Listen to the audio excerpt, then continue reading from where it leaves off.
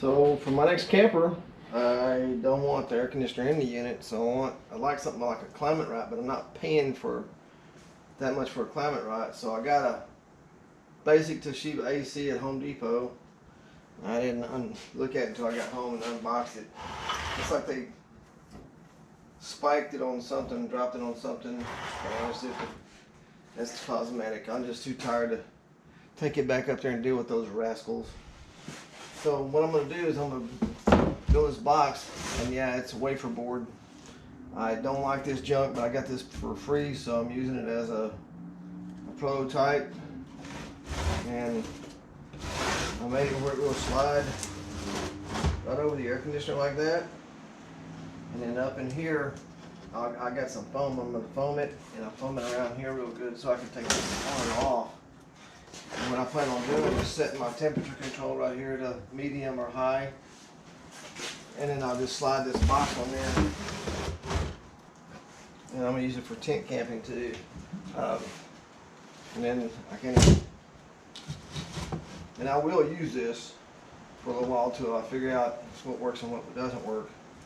So I'll use this for on here. And I have these, caution, sharp edges. I'm going to go in here. Put the hoses on. You just take those and bend them back like that.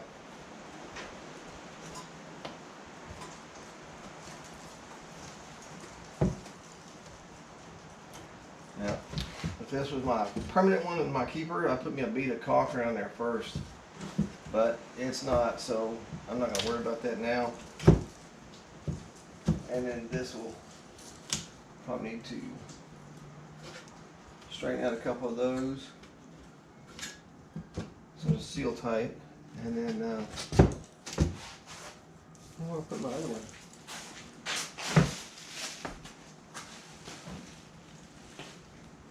Wow, that's amazing. Here it is. Square. And now I want to go on here just like this. It's your inlet and your outlet, and I'll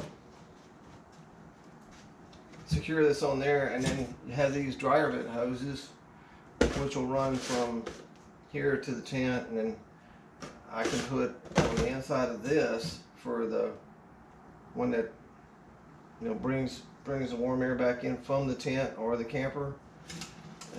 Instead of putting one of those expensive inline boosters, I know where it is. It's across the shop. I have a fan that was made for a hockey table. It's about this big. I can put it back here. It should fit just right in here to give me a little bit of booster for sucking the warm air out of the tent or the camper back in here. This is like I said, it's going to be our prototype for now, to see if we can get it to do what we need it to do, which will be keep us cool and warmer time of the season. Maybe we can extend our tent camping season. Because as you know, I haven't built my new Teardrop camper yet.